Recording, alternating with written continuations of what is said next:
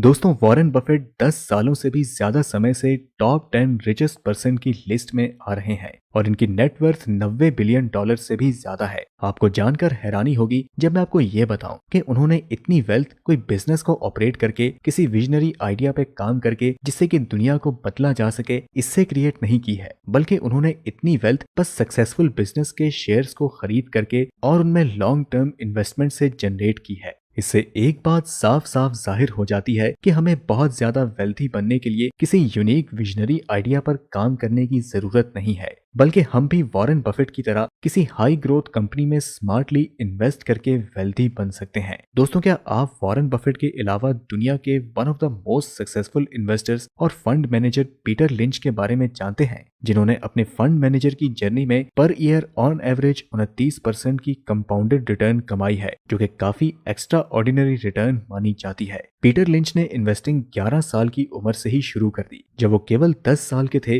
तो उनके पिता की मृत्यु हो गई, जिसके बाद वो अपनी फैमिली और अपनी मदर को सपोर्ट करने के लिए कई छोटे मोटे काम करने लगे, जिसमें से एक काम था कैडी का, यानी कि जो लोग गोल्फ खेलते हैं उनका सामान उठाना, उनके लिए बॉल उठाकर लाने जैसा काम। यहाँ उन्होंने ये नोटिस किया कि जो लोग गोल्फ खेलने आते थे वो इन्वेस्टमेंट और स्टॉक मार्केट के बारे में बातें किया करते थे, जिस वजह से पीटर को भी बचपन से ही स्टॉक मार्केट में इंटरेस्ट आने लगा और उन्होंने उसी समय इन्वेस्टमेंट करना शुरू कर दिया। इन्वेस्टमेंट के बारे में खुद से ही सीखकर पीटर लिंच इतने सफल इन्वेस्टर बन गए कि 1977 में एक 18 मिलियन डॉलर फंड को ग्रो करके 1990 तक 14 बिलियन डॉलर तक पहुंचा दिया था, जो कि दुनिया में एक एक्स्ट्रा ऑर्डिनरी रिजल्ट है, क्योंकि उन्होंने पर ईयर 29% की रेट से लोगों के फंड्स को कंपाउंड किया था। तो दोस्तों, आज की इस वीडियो में मैं आपको वॉरेन बफेट के 4 इन्वेस्टिंग लेसन्स और पीटर लिंच के 3 इन्वेस्टिंग लेसन समझाऊंगा, जो कि इन्वेस्टमेंट के ऊपर आपकी नॉलेज को एक गजब का बूस्ट देगा और आपको भी फ्यूचर में एक सक्सेसफुल इन्वेस्टर और साथ ही शेयर मार्केट से अमीर बनने में मदद करेगा। इसलिए इस वीडियो को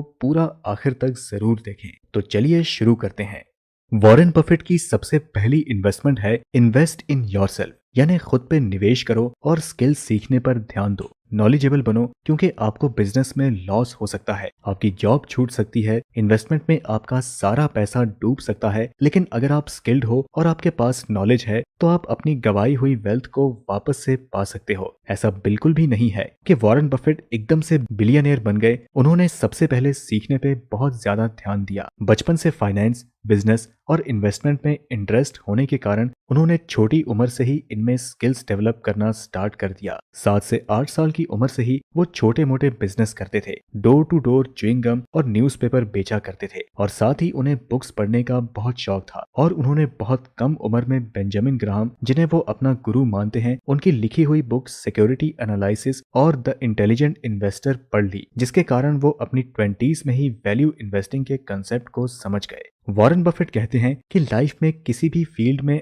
आगे बढ़ने के लिए उसी फील्ड के अच्छे मेंटर से सीखना बहुत जरूरी होता है। इसीलिए वॉरेन बफेट ने कोलंबिया यूनिवर्सिटी में एडमिशन करवाया ताकि वो बेंजामिन ग्राहम से इन्वेस्टिंग के प्रिंसिपल सीख सकें। उन्होंने $100 पे करके पब्लिक स्पीकिंग का कोर्स किया ताकि वो कम्युनिकेशन स्किल्स सीख सकें। वॉरेन बफेट कम्युनिकेशन स्किल्स को सक्सेस के लिए बहुत ही जरूरी स्किल बताते हैं।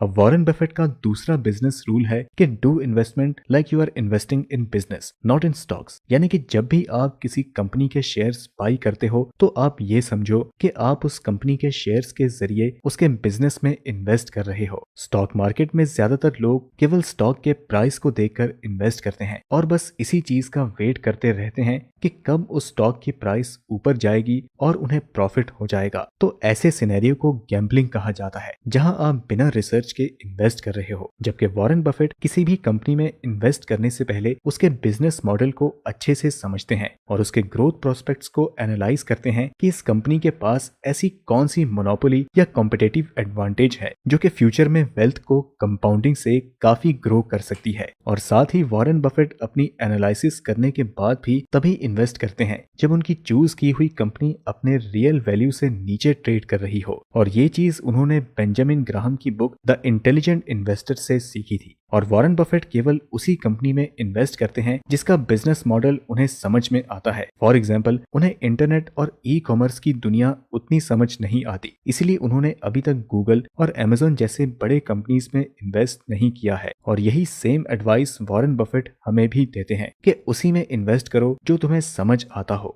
अब तीसरे नंबर पर वॉरेन बफेट का इन्वेस्टिंग लेसन है इन्वेस्ट फॉर लॉन्ग टर्म, यानी कि हमें हमेशा लंबे समय के लिए इन्वेस्टमेंट करनी चाहिए। वॉरेन बफेट कहते हैं कि ज्यादातर लोग स्टॉक मार्केट से अमीर केवल इसलिए नहीं बन पाते हैं क्योंकि वो कभी भी लंबे समय तक अपने इन्वेस्टमेंट को होल्ड ही नहीं करते हैं, और मार्केट के शॉर्ट टर्म में नीचे जाने पर वो तुरंत अपने पोजीशन से एग्जिट ले लेते हैं। लेकिन हमें ये बात भूलनी नहीं चाहिए कि स्टॉक मार्केट से वेल्थ हमेशा लॉन्ग टर्म में ही जनरेट होता है, और वॉरेन बफेट खुद ही लॉन्ग टर्म के लिए इन्वेस्ट करते हैं और ज्यादातर मामलों में उनकी होल्डिंग पीरियड फॉरएवर के लिए होती है। लॉन्ग टर्म इन्वेस्टमेंट का बेस्ट रिलेटेबल एग्जांपल आप सेंसेक्स के ग्राफ में देख सकते हो कि सेंसेक्स 1979 में 100 पॉइंट से शुरू हुआ था और आज सेंसेक्स 58,000 से ऊपर के पॉइंट्स पर पहुंच चुका है, जो कि 10,298.91% रिटर्न्स हैं। ऐसा नहीं है कि सेंसेक्स हमेशा से केवल ऊपर जा रहा है, बल्कि स्टॉक मार्केट के कई बार ह्यूज क्रैशेस हुए हैं।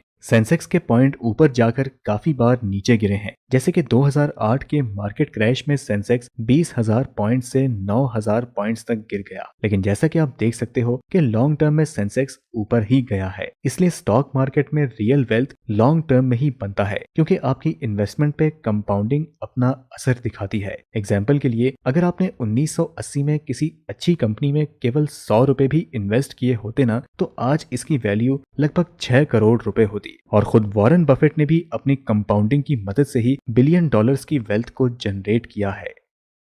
अब चौथे लेसन में वॉरेन बफेट हमें ये बताते हैं कि be fearful when others are greedy and be greedy when others are fearful, यानी कि जब सब लोग लालची हो जाएं तो डरो, और जब सब लोग डर के मारे अपने शेयर्स बेचने लगें तब आप लालची हो जाओ। वॉरेन बफेट हमेशा से ही क्वालिटी स्टॉक्स में इन्वेस्ट करने पर भरोसा रखते हैं, इसलिए वो इस बात को भी मानते हैं कि अगर क्वालिटी चाहिए तो दाम भी ज्यादा चुकाना होगा। लेकिन साथ ही वॉरेन बफेट को भी न्यू इन्वेस्टमेंट करते वक्त उसे तभी खरीदना पसंद है जब वो रियल वैल्यू से नीचे ट्रेड कर रही हो, और ज्यादातर मामलों में हर फंडामेंटली स्ट्रॉन्ग बिजनेस वाली कंपनी के शेयर प्राइस मार्केट क्रैश के टाइम पे अपनी रियल वैल्यू से नीचे ट्रेड कर रही होती है, और इस समय ज्यादातर लोग डर के मारे अपने शेयर्स बेचने में लगे हैं। तो वॉरेन बफेट के अकॉर्डिंग इनमें इन्वेस्ट करने के लिए ये सही समय है। इस समय लालची बन जाना चाहिए, मतलब कि इस समय अच्छे से अच्छे कंपनी के शेयर्स डिस्काउंटेड प्राइस में मिल जाएंगे। एग्जाम्पल के लिए 2020 के कोरोना पेंडेमिक में जब मार्केट क्रैश हुआ था, तब बजाज फाइनेंस का शेयर प्राइस 1,900 पर आ गया था, और अभी करेंटली इसका शेयर प्राइस 7,300 के ऊपर ट्रेड कर रहा है, जो कि 200% से ज्यादा का रिटर्न्स है। यानी कि अगर आपने 2020 के मार्केट क्रैश में बजाज फाइनेंस पर 1 लाख रुपए इन्वेस्ट किए होते तो आज इसकी वैल्यू